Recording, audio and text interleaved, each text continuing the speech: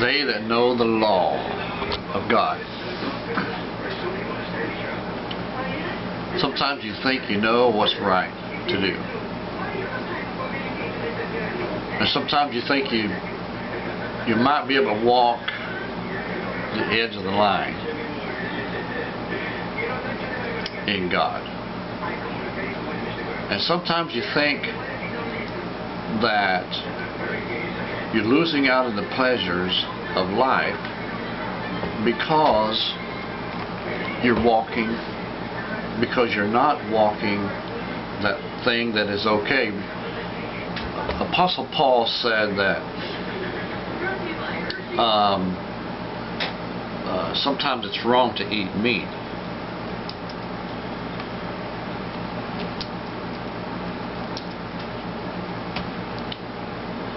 He says,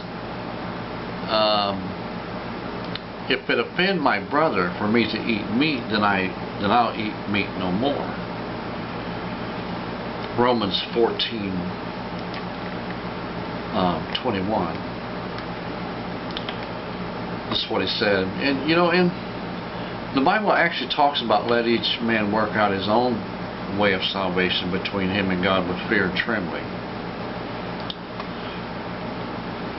And of course then there's the wine thing, Did Jesus drink real wine or was it just grape juice? There are some people that swear straight up and down, those people that thinking unless you hold exactly perfect to the letter of the law, then you have sinned against God. But yet Jesus drank real wine. And the evidence of that is, of course, that Jesus was accused of being an alcoholic. Why would they accuse him of being an alcoholic if he never drank anything with alcohol in it? Okay. So, Paul here is saying, it is good neither to eat flesh, nor to drink wine, nor anything whereby thy brother stumbleth, or is offended, or is made weak. Let's go on and read that a little further.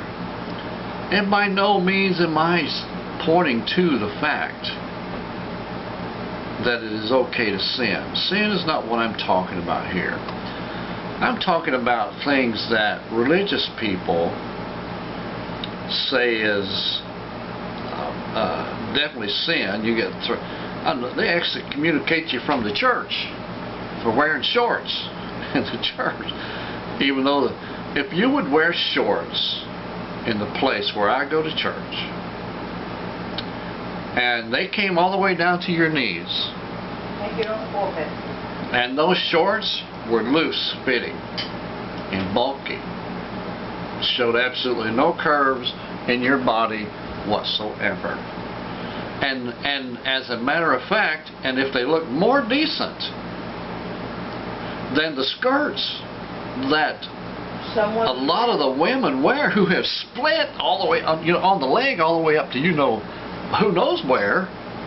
I'm looking at them just trying to hide my face, and they get right up on the pulpit with those, and their skirts are so tight, man, you can see every curve on the way. What do you call those little cellulite fat things on their rears?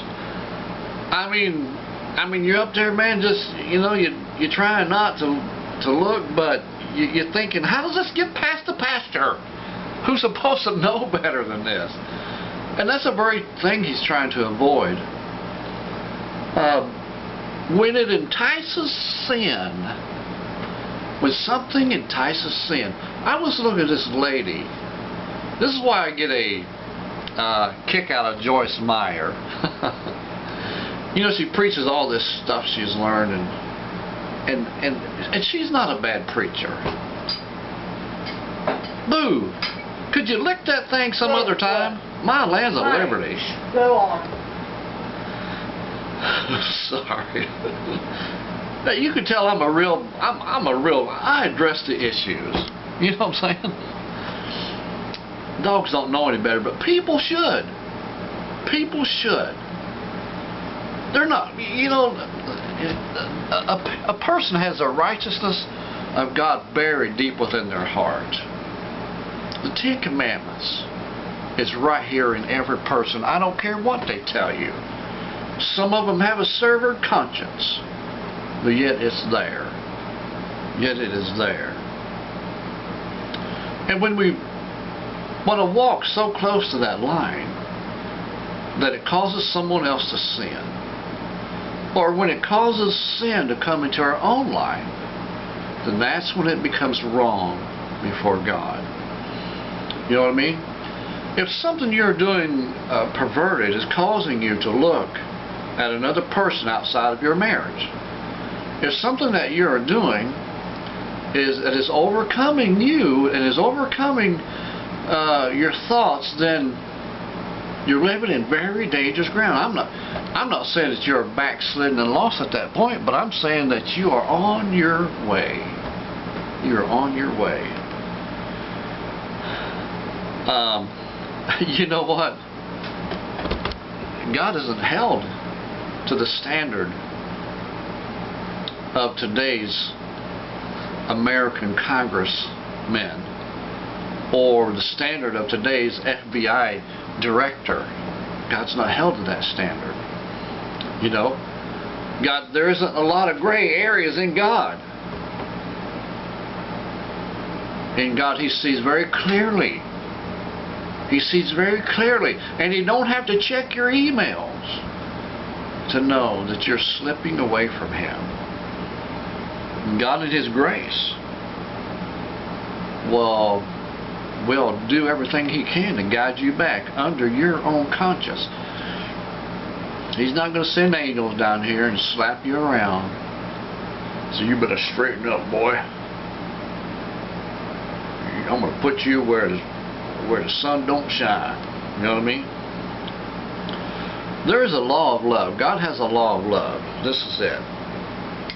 Romans 14:20. Do not destroy the work of God for the sake of food.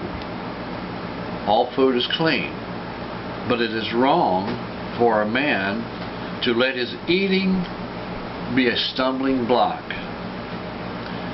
Now this is just eating, but you can put anything in there. Okay, 21. It is better not to eat meat, and that's the verse we just read, or anything that will cause your brothers to stumble. 22. Keep your belief about such matters between yourself and God. Blessed is the one who does not condemn himself by what he approves.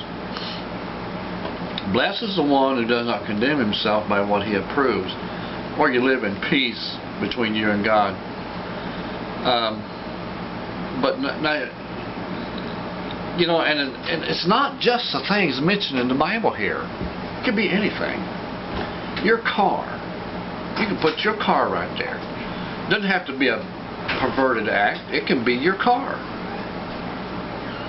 You can worship your car enough to draw you away from God. Unfortunately, for a lot of people, it's hunting. Just hunting. Hunting, fishing. My pleasures, my leisurely pleasures is more important. Keeps them out of church. Keeps them, some of them will say, guess what, boss, I'm not working this week, because I got to go worship my God. You know, it's exactly what Israel told Egypt. Let us go from our duties so that we can go worship our God. The thing that you dwell toward the most, the thing that you want with a most high desire in your heart to please, that is your God. And it becomes all these other things. It becomes all these other things that we see and enjoy. That's why the Bible says that the person who loves the things of the world has not the love of the Father in him. Those people do, you know, stuff like this is so simple to me, and so simple. As long as I dwell close to God, I can keep these things in my heart and know these things. But when we start drawing away from God, when all of a sudden your desire is no longer to be with Christian people, and your desire is no longer to be in His presence and to worship and to serve Him, then that's when you can tell something is really wrong and you need to get back to God where you belong. Already, God bless you. Thank you for joining me. We'll see you next time. Cross in the Middle Ministry.